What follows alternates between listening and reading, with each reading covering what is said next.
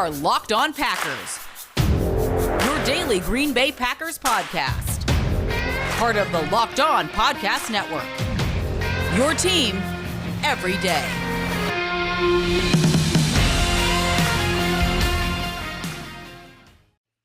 You are Locked On Packers, part of the Locked On Podcast Network, your team every day. I'm Peter Bukowski, and I cover the Packers for The Leap, a newsletter I would love for you to subscribe to. You can follow me on Twitter at Peter_Bukowski. Follow the podcast on Twitter at Locked On Packers. Like us on Facebook. Subscribe to the podcast on iTunes, on Spotify, on Google Podcasts. Wherever you find podcasts, you will find Locked On Packers, the #1 Packers podcast on the internet, and the show for fans who know what happened. They want to know why and how. The Green Bay Packers get a 25-22 win over the Cincinnati Bengals after one of the most bizarre finishes I have ever seen in a football game, or really in any sport. This is a game, let's start here, that you just say, thank God your team won. And the thing about that is the Packers, they played well enough to win. And they shot themselves in the foot in some really, really inopportune times. And we're going to get to that in a second. Mason Crosby hits the game winner, a 49-yarder, not a gimme field goal by any means. And this is after he missed kick after kick after kick in this game. I mean, absolutely bizarre. This is a guy who had not missed a field goal in 27 attempts, and he missed 4 kicks in this game, 3 field goals and an extra point. And I said at the end of the game that it felt like the Packers, Mason Crosby had left at the time 10 points on the field, and it felt like the Packers should win by about 10. And that is true. You know, the announcers on TV were going nuts for Joe Burrow like he played some great game. I mean, if you really look at it, Jamar Chase made an incredible play on a pass that Darnell Savage probably should have picked, or at least interfered with and gotten his hand on the ball. He sort of dove past the ball. He dove and the ball went like right under his arm. He mistimed his slap. Could have easily been, I think, at least a pass breakup at the end of the half. And instead of worrying about this end of the game, the Packers they win it kind of easily. Other than that, I mean, he was turning the ball over. He had 2 interceptions, including what should have been the game-losing interception in overtime to Devondre Campbell, a terrific play. More on Devondre Campbell coming up. But the Packers outgained the Bengals by 100 yards. They outgained them per play by almost 2 yards, 7.4 yards per play for the Packers offense. 7.4 yards per play by the Packers offense. That is unbelievable offense. And they came away with 25 points. They came away with 25 points. Davante Adams, 11 catches for 206 yards and a touchdown, his first 200-yard game ever. Aaron Jones had the 57-yard chunk run that sets up a score for the Packers, 14 carries for 103 yards for him. And A.J. Dillon, 15 touches, 79 yards. They were your big dogs in this game. Aaron Rodgers, 344 and 2 scores in this game, although I thought that he was a little off to start the game, settled in, and really, and at one point he had completed 20 of 22. It was really dialed in and making plays. The Packers played well enough to win. They almost didn't a couple of different times, in part because of Mason Crosby. And I don't think we should take that and say, okay, well, this game means something because of that. And Bill Barnwell had the stat. He tweeted it. I retweeted it. If you go back to 2018 against the Lions, you remember this game. Mason missed 4 field goals and an extra point. He finished that season. That was early in the year, around this time. He went 19 of 21 the rest of the way on field goals, 25 of 25 on extra points. That was 2018. And then in 2020, had that season. In 2018, the Packers weren't great, but Mason Crosby was awesome. You want to talk about beating CJ Beathard? Great. Mason Crosby, game-winning field goal. Just 3 weeks ago, Mason Crosby hits the game winner against the 49ers. I am not going to have any qualms about sending Mason Crosby out there for an important kick in the future.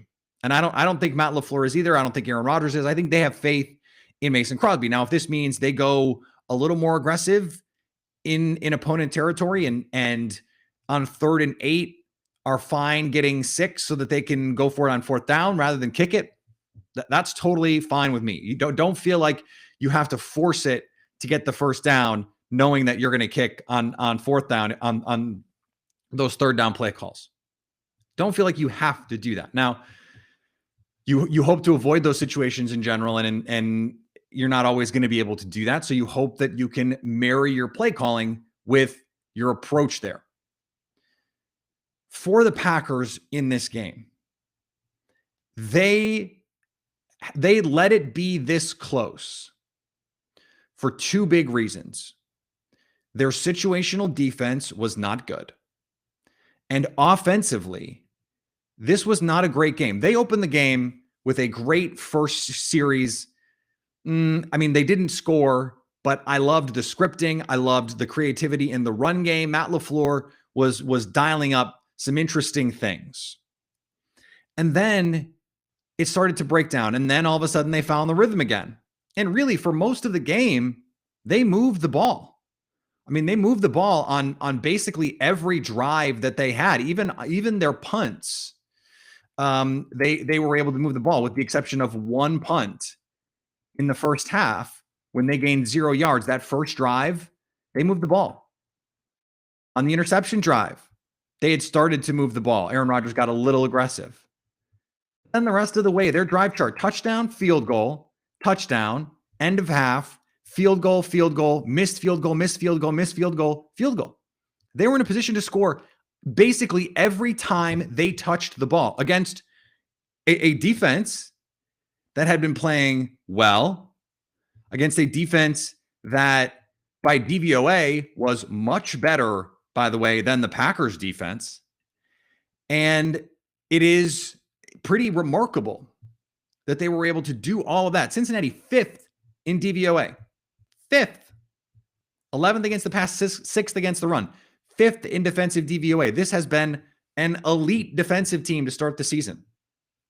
And Green Bay, without David Bakhtiari, without Elton Jenkins, without Josh Myers, the entire preferred left side of their offensive line, on the road, without Marquez Valdes-Scantling, they played, I thought, really good offense overall to put up the kind of yardage totals, yards per play totals that they did, to move the ball at will seemingly. They hit big plays. Devontae Adams had the chunk play. Aaron Jones had the chunk play. Rodgers made some really nice throws.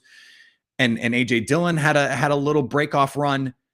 Offensively, this team is finding gears even without their top offensive lineman. And that says a lot about this team, the quality and their resolve. There's still some issues with the play calling. There's still some issues with the approach. And I go back to 1914. It's the second half. Green Bay had just settled for a field goal. They force a punt by the Bengals, and it feels like if you can score a touchdown here, the game is over, because Green Bay's defense was really playing well. The one Jamar Chase hiccup aside, they had been really playing well. You hit the 59-yarder to Devontae Adams. It's 1st and goal at the 6. And your next couple plays, it's Dillon up the middle. And then you have an incomplete. And it's just like, well, what are we doing here? This was playing not to lose.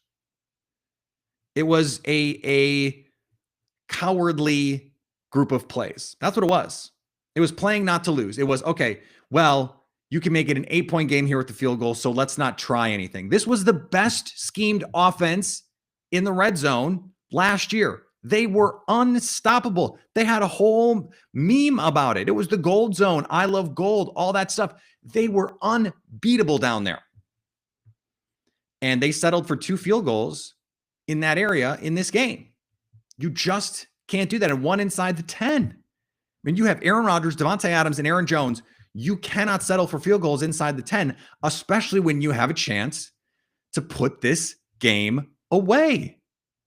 And then on the other side of it, they were not aggressive enough there trying to score a touchdown, knowing they've got the field goal in their back pocket. Then it's 22-22, right? You get down to the 18. A.J. Dillon up the middle for a yard. And then it's pass. When they should have, there's 2 minutes left. The Bengals are going to want to get the ball back. Even if you make the field goal, you're going to give Joe Burrow and Jamar Chase, who have, I wouldn't say cut you up, but you know Chase is a walking big play. So why are you leaving all of this time? Now, the first pass I thought was defensible. They go play action and you try and get something. Didn't work. And then they had Devontae Adams for a touchdown. Rodgers not able to get it to him. But in those situations, I thought that was a little overly aggressive when the conservative play was actually the right call. Make them take those timeouts. The Bengals, they had a chance at the end to win it, but they almost didn't because they managed the clock so poorly. I mean, they did not play with urgency. They were getting tackled inbounds. Green Bay actually played that really well and forced them to try and make a 57-yard field goal at the end. But I didn't understand handling it that way. And this is so far feeling very much like 2019 in that these are not impressive wins, but you've got a banged up team. That's part of the reason. You've got a really banged up team. And so to go out and gut out a win like this, to get it, you're never going to apologize for a win like this. Never. This win counts. You're 4-1. Go beat the Bears. You're 5-1. I don't care who plays. You hope that you can get Josh Myers back next week. You hope that you can get Elton Jenkins back. And you feel like, okay, you should beat the Bears. And they should. You go on the road in Cincinnati and beat a team with the winning record, albeit I think a little bit of a smoke and mirrors team. You have to take it. You have to feel good about that part of it. There is plenty to clean up here. We have not seen them hit their stride. Now, I don't think we can have expected them to do that because of the injuries, but some of these guys you might not get back. You might not get Zadarius Smith back. You might not get Jair Alexander back. So you got to figure it out. And the Packers, you know, they came out last year like a house of fire. And they were slinging it around the yard. Now, offense in general was up last year. And this year, everything has been a close game so far. So, okay, maybe part of that is you know, just you wrap that in there. But I just, this team has not clicked and coalesced the way that we thought they would with all the continuity that they have and all of their ability to say, okay, the institutional part of this is something that we can rely on. We just haven't seen any evidence of that so far. And that's an issue. That's an issue. Now you can find that down the way. And a big reason why you don't have that continuity is you don't actually have the continuity because a lot of those key guys are out. But this team, you know, these are games that if you had all your guys, you would feel like you should win by 10, by 14. And with the exception really of the Lions game, the Packers have not played anything resembling a complete game with complementary football so far. Now, I think the 49er game was close. They got really unlucky with some you know, things that they can't control, like bad officiating. They played pretty well in that game on both sides of the ball. This defense played a play. We're going to talk about the defense in a second. I think the offense is getting there, but they're still situationally not what they were last year. You hope David Bakhtiari, Elton Jenkins, Josh Myers, when those guys get healthy, that you can hit that stride in the second half. Does this sound familiar? You've got one device that lets you catch the game live, another that lets you stream your favorite shows. You're watching sports highlights on your phone, and you've got your neighbor's best friend's login for some other stuff. Well, I want to tell you about a simple way to get all that entertainment that you love without the hassle, and a great way to finally get your TV together. It's called DirecTV Stream, and it brings you live TV and on-demand favorites together like never before, so you can watch your favorite shows, sports, movies, all in one place. That means no more juggling remotes and no need to buy another device ever again. And the best part, no annual contract. So get rid of the clutter and the confusion and get your DirecTV together with DirecTV Stream. Learn more at directv.com. That's directv.com.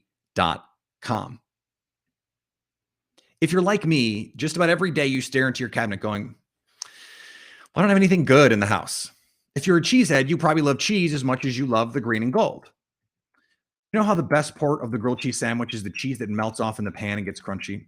Well, Just the Cheese made a bar out of just that. That's why I started snacking on Just the Cheese. Just the Cheese brings you cheese, 100% cheese with no fluff or filler like you've never had it before as a salty baked snack. It's cheese and crackers, but without the crackers, which also means without the unnecessary carbs. My favorite is the jalapeno, cheesy, spicy. It's kind of like a potato chip, except it's not. And it's not bad for you like a potato chip. No complicated recipes or almond flour that makes you feel like you're eating health food. Just natural cheese baked until it's crunchy to give you that great taste of Wisconsin cheese and the crackle of a cracker. Support two Midwest businesses by getting Just the Cheese at Quick Trip. So let's talk about this defense. And I know no one wants to talk about this defense. No. Defensively, there are a lot of really good things happening. There are a lot of positive changes going on with the defense. They created pressure on Joe Burrow regularly in this game. And when they did, they were able to affect him. They hit Joe Burrow 8 times in this game. They only sacked him 3, but it seemed like more. And the defensive line really, really played well. And that sets up your Adrian Amos interception. You flush Joe Burrow out, try to get him to make a play, and he floats one to Adrian Amos. On the Devondre Campbell interception, that was anxiety. He gets back there, he hits his back foot, he expects Tyler Boyd to come inside, and he feels like he has to get the ball out because this Packers front had been getting after him. And they had. They forced 2 interceptions in this game.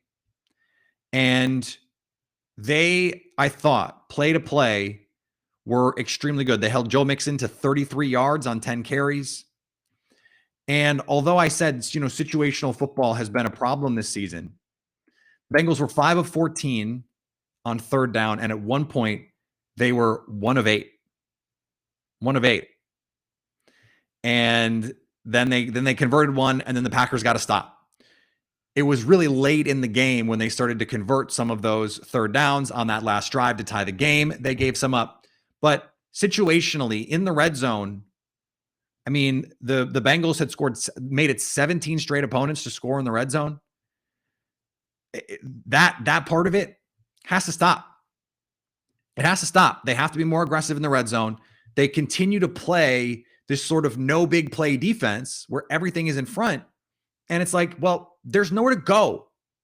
There's nowhere to get beat over the top. So why do you continue to play so soft? And it's not like quarters in the red zone is a bad idea, but there has to be a mindset change. It can't just be everything in front and rally to tackle, because if you're giving up 5 yards on every play, all of a sudden they're in the end zone. So they're showing good aggressiveness. I think Joe Barry has done a very good job mixing fronts and showing pressure and dropping out and showing no pressure and bringing some. They did a good job disguising what they wanted to do to Joe Burrow. And Joe Burrow read it a lot of the time and made some good throws, but they also made Joe Burrow make some throws where you're just like, who is that to, Joe? What is that about? And the softest they played, where they had a sort of mush rush cover, rush 2-ish, that was the play to Jamar Chase. Now, I still think Darnell Savage would tell you that he probably makes that play if you throw that pass 10 times, but he didn't. That is a situational play. 2-minute. The 2-minute offense has been easy pickings against the Packers. The red zone offense has been easy pickings against the Packers. And those are things that you would hope are fixable, that they're things that will regress over time. But you're watching them going, why would it change? Why would it change? Because it's an approach problem. Now, I don't want it to all be bad. They held the Bengals to 22 points. Like I said, 5 of 14 on third down. 5.6 yards per play is not a terrible number.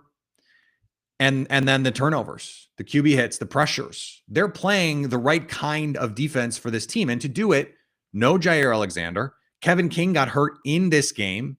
Rasul Douglas, who they brought in, not able to get up to speed in time. You would expect if Kevin King can't go, he's going to get a good chance to play next week against the Bears. And Jalen Smith, who they brought in, Chris Barnes got hurt in the game temporarily. Devondre Campbell got hurt in the game temporarily. They both came back. But Jalen Smith might have had a chance to play in those games, and they didn't. They didn't. And so to do what they did, to create the turnovers, you needed Adrian Amos to make a play. We had not seen a lot from Amos this year. Started off slow. Now he started off slow last year. And then by the end of the year, you're talking about one of the best safeties in football. Darnell Savage was flying around the field, but he had the one play that he messed up. And this is like, it's like offensive linemen. Corners are like offensive linemen in that you can win 50 of your battles, but if you lose 2, they could be the 2 that cost you the game. I thought Eric Stokes played really well. They were shadowing him on Jamar Chase for parts of this game. The one quote unquote bad play was when he missed the tackle on an underneath route and Chase turned a 5-yard gain into a 15-yard gain. The back shoulder throw, what are you supposed to do? It's a perfect play. You heated up Joe Burrow. You got him off his spot. You made him make a throw under pressure, and he made a beautiful back shoulder throw. Jamar Chase makes a great play in tight coverage. I mean, Eric Stokes is there. Chase just makes the play. Stokes had coverage on another deep ball that Burrow wildly underthrew. Maybe if Stokes turns around, that's an interception. But he made a couple nice plays on the ball, had a PBU that Chase turned into a catch, had another actual PBU, had a great tackle on the sidelines. Kevin King had a couple nice tackles in this game. They were ham and egging it. They were making it work. And this defensive front, if Kenny Clark is going to keep playing this dominant, Preston Smith got a sack in this game. Rashawn Gary would have had a sack on Joe Burrow if not for the holding call. He got tackled by Quentin Spain. Tackled. Or he is taking Joe Burrow's head off. And Darnell Savage, it looked like he knocked Joe Burrow out of the game. He was flying around and making tackles, making plays. You love to see him making those tackles. This defense is different when they have Chris Barnes. I think that's a big deal. The run defense looks solid. The one Joe Mixon play, he juked Shamar John Charles. Not the best. But that's your backup corner. Things are going to happen like that when it's Joe Mixon one-on-one in open space. You just hope to avoid those situations. And so the Packers right now defensively are a lot like my golf game. A lot of pars, a lot of bogeys. And then just like once a 9, it's a blow-up hole. It's a 7. It's an 8. And you're just like, if I could only get those out of my game, I'd really feel good about where my game was. And I think that's where the Packers are. Down to down, play to play, they're making pars. They're making bogeys. Maybe the occasional birdie. Had a couple birdies in this game, a couple interceptions. You get off the field on third down stop on the first drive. On the QB sneak. Kenny Clark making plays. If they can get Jair back, and Adam Schefter provided a little bit of clarity on this, although it took me getting some additional clarity after talking to some people about the clarity on the clarity. So the situation with Jair is they are going to wait a couple weeks, indeterminate amount of time, 2 or 3 weeks, somewhere in there.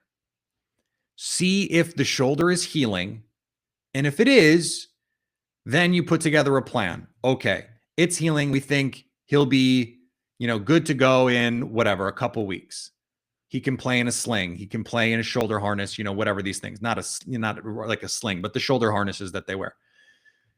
We'll see if that's an option. Or it could be, well, it's not really healing. You need to have surgery. So go. And what I was told was if you just wait 2 weeks, 3 weeks, you wait a little bit, swelling goes down, you're able to get some more scans in there and see what's going on, you'll know if it's going to heal versus needing surgery. It's not the kind of thing, because I was just sort of like, Why are we waiting?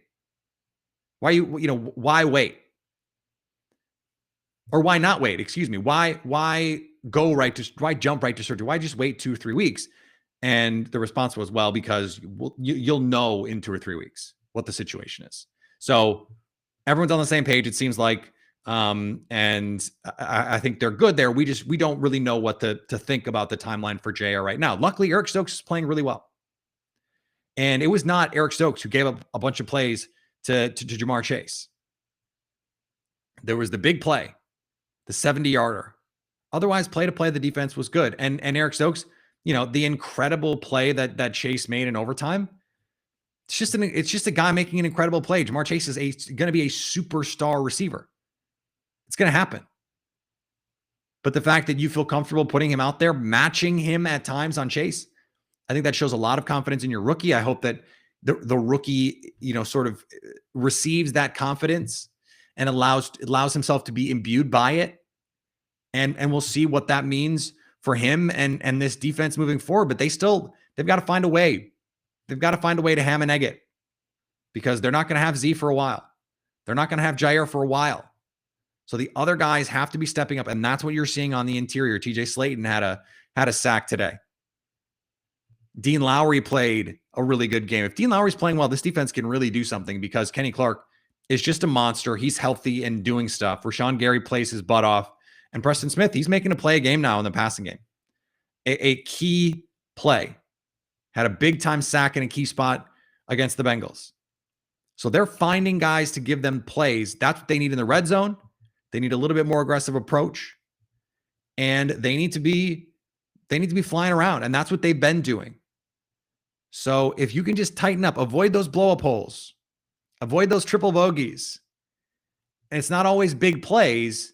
It's momentous plays, and not even in the sense of momentum, but plays in big spots, plays that lead to points, 2-minute drives. I mean, that's so demoralizing to give up a 70-yard touchdown with 30 seconds left. I mean, that's brutal. Same kind of thing happening against the 49ers with no time left. So you have to tighten those things up. And that was a problem, by the way. Mike Pettin, if you want to point to one play why Mike Pettin is not the defensive coordinator this year, it's the Kevin King play. Just can't have that. Those kinds of things situationally, you hope can regress a little bit in the red zone, and that you can just play a little bit better and hope that is enough. Today's episode is brought to you by Built Bar. Built Bar is the best tasting protein bar ever. It's the protein bar that tastes like a candy bar. Right now, our limited time flavor, cookie dough chunk. Unbelievable. All of these are so good. And the flavors run the gamut. You like chocolate, they've got a double chocolate. You like extreme decadence, peanut butter brownie, salted caramel. You like fruit with your chocolate. Generally speaking, I don't, but guess what? I love these flavors. The cherry, really good. Cherry Barcia, so good. Raspberry, really, really good. And they're all covered in 100% chocolate. That I think helps. Anything covered in chocolate, I'm pretty much in on. But it's not just the chocolate, right? Because it's low in net carbs, low in sugar, high in fiber, high in protein. So it tastes delicious and is actually fuel for your body. Right now, go to built.com and use the promo code LOCKED15 to get 15% off your first order. That's promo code LOCKED15 for 15% off at built.com. And I want to thank everyone who makes Locked On Packers their first listen every day. Thank you so much. Make your second listen the Peacock and Williamson Show. Brian Peacock and former NFL scout Matt Williamson give you the expert NFL analysis in less than 30 minutes. It is free and available on all platforms. We've got another monster week for the Packers. They get a win that they'll never apologize for. It will count. They are 4-1, and they have a sizable lead now in the division.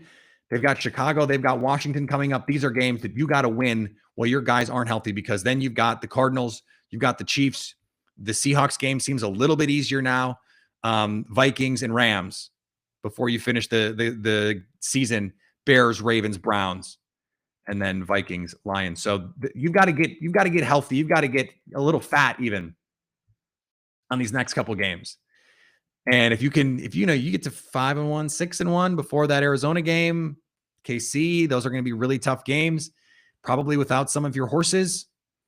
that gives you a little bit more of a buffer of a window to say, okay, these are not droppable. You never want to say this is a losable game, but it hurts you less if you lose them to a quality opponent. Follow me on Twitter, Peter_Bukowski. Follow the podcast on Twitter, Locked On Packers. Like us on Facebook. Subscribe to the podcast, iTunes, Spotify, Google Podcasts.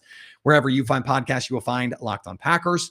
And anytime you want to hit us up on the Locked On Packers fan hotline, you can do that, 920-341-3775 to stay Locked On Packers. Subscribe to The Leap.